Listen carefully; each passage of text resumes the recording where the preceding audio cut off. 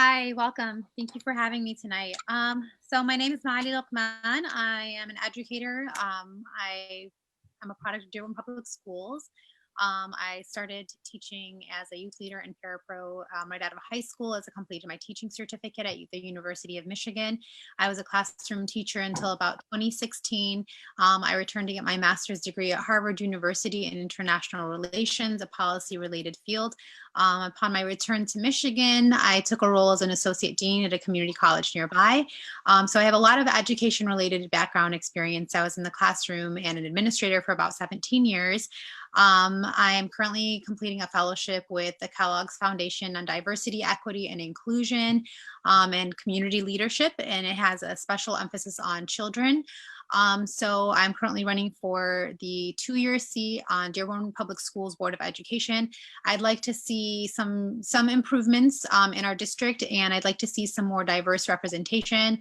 I'd like to see that a lot of the voices that have not been heard are being amplified on the board.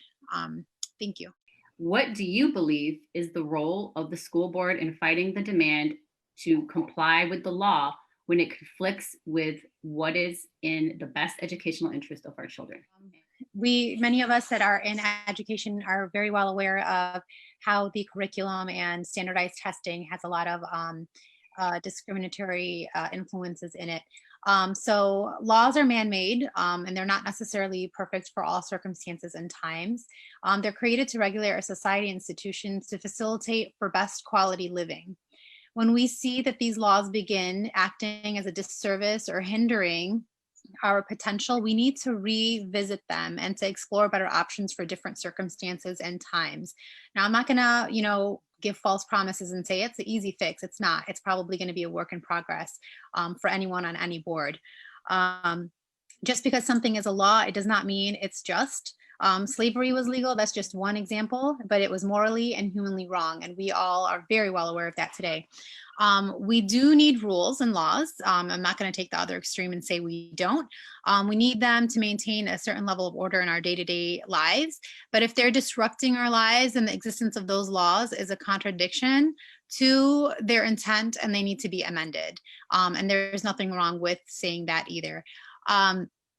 Laws are intended to establish justice, and the outcome of justice is more important than the law itself.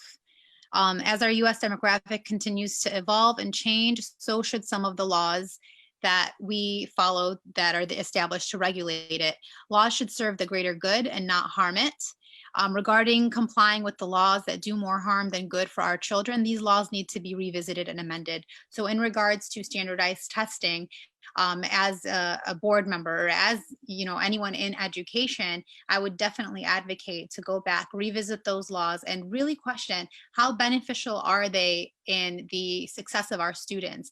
And if they're not, then we need to go back and amend them. We need to put in the work, whatever the work is, to make those changes. So how can we make sure that teachers are getting the support they need to remain passionate about instruction, to keep their art of instruction, and as well as have enough support and funding and feel confident in teaching the way that the district kind of has these objectives to make them successful? As a former teacher, my heart is with the teachers. I know what it's like. I know the struggle to be in the classroom, to try to meet the needs of each individual student, the ones with the special needs, the ones with the language needs, the ELL students, the ones that are having, issues at home. And it's funny, I was just having a meeting with someone else prior to this, and I was talking about how teachers are the crux of society, right? So in Dearborn, we say, dear students first, that's our motto, right? And I agree with that 100%. But in order for us to truly put students first, we need to support the teachers that are educating those students. We need to support the teachers that are providing that service to the students, right? So in order to accomplish that goal of students first, we need to do our part as people in leadership, whether it's administration, on the board, in the community, to provide teachers with the support they need, because they're the ones in the trenches. They're the ones on the front lines, right? And that's something I will always advocate for, because I was in the classroom long enough to know that teachers need to be supported in order for students to receive the quality education that they need. Every one of us knows, every educator knows that the most critical element of quality education is not money, although that's important. It's not technology, although that's important. It's not anything else. It's that adult that's in the classroom with them 7 or 8 hours a day. It's that teacher. So if teachers are supported and able to really, really master their art, then those students are going to be put first. Those students are going to receive the quality education that they serve, that they deserve. So definitely providing more support for teachers, advocating for higher pay, right? Like the starting salaries of 30,000, 36,000, to me, honestly, are a joke. Like being in the classroom, teachers need to start at like, I don't even want to put numbers out there, but double that, right? So, I mean, that's obviously not going to happen overnight, but these are the types of things I'd like to advocate for if I'm on the board. Your opinion on the police in schools? So, yeah, I don't believe police should be in schools. I just don't think that's their place to be. Definitely, we need to invest more in counseling, mental health support, and social development programs, right? A lot of our students might not develop these skills at home for whatever reason. Maybe mom or dad are too busy. Maybe they have an absent parent. Maybe they're growing up with elders, whatever their circumstances are, right?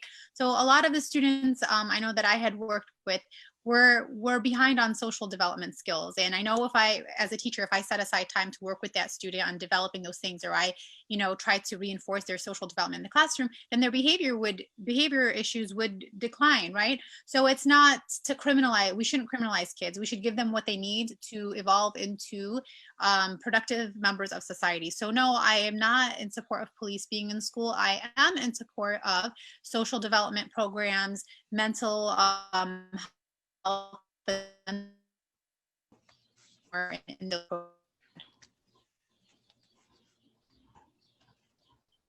You broke up there. I'm sorry. You were finished?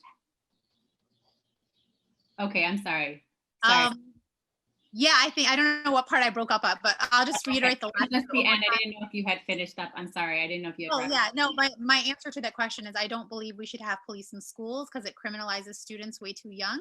I just believe in taking whatever funding we'd put towards that and investing those into initiatives that would develop social skills and emotional skills and mental health, sustained mental wellness. And it is, what would be the plan to address the Eurocentric curriculum that does not accurately convey the history of minorities?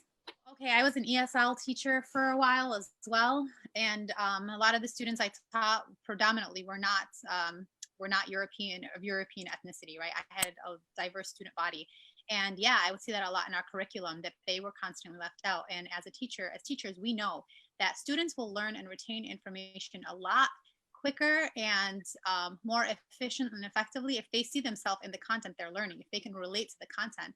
So what we were doing as teachers is we were pushing towards integrating curriculum that was more diverse and representative of our student body. So little things such as like replacing in the textbooks the names of the students in a math scenario, for example, from Mike to Muhammad. You're catering to a diverse student body that has a large population of Arab American students, would actually show that these students were more eager to learn because they could see themselves in the content they're learning. So incorporating more diverse representation within the curriculum and the textbook itself is one way.